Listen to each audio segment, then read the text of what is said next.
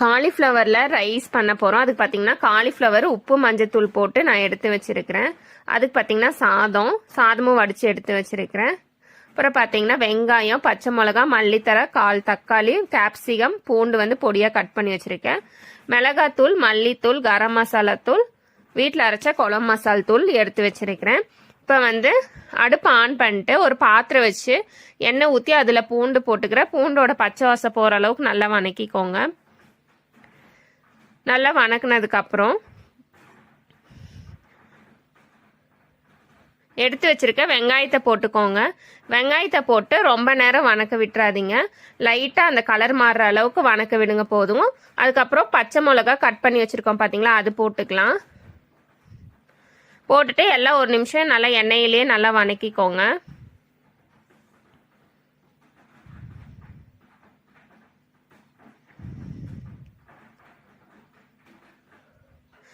தக்காளி 1/4 தக்காளி போட்டுக்கிறேன்.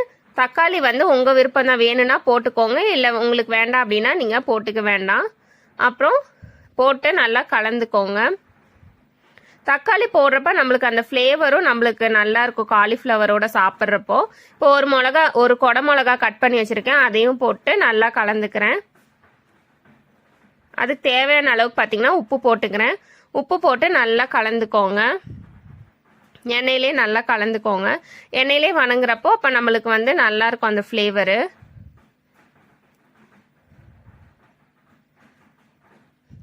காலிஃப்ளவரு எடுத்து வச்ச மசால் தூள்லாம் போட்டுட்டேன், அது வந்து காட்ட முடியல.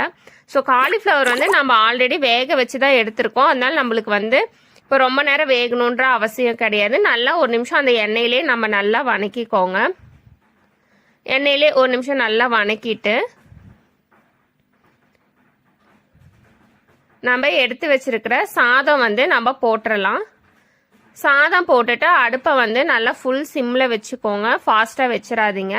அப்புறம் மல்லித்தலை போட்டு நல்லா கலந்துக்கோங்க.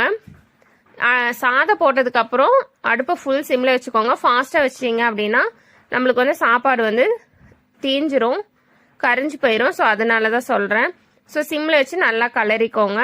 ஸோ பார்த்தீங்கன்னா ரெடி ஆயிடுச்சு. அருமையான காலிஃப்ளவர் ரைஸ் வந்து ரெடி ஆயிடுச்சு. நீங்களும் இது போல் உங்கள் வீட்டில் செஞ்சு பாருங்கள். செஞ்சு பார்த்துட்டு எப்படி இருந்ததுன்னு சொல்லுங்கள், கமெண்ட்ஸில் வந்து சொல்லுங்கள். ஸோ வந்து ரொம்ப ஈஸியாக செஞ்சிடலாம், காலிஃப்ளவர் மட்டும் இருந்தால் போதும். ஸோ நம்ம சேனலை சப்ஸ்கிரைப் பண்ணிக்கோங்க. நன்றி.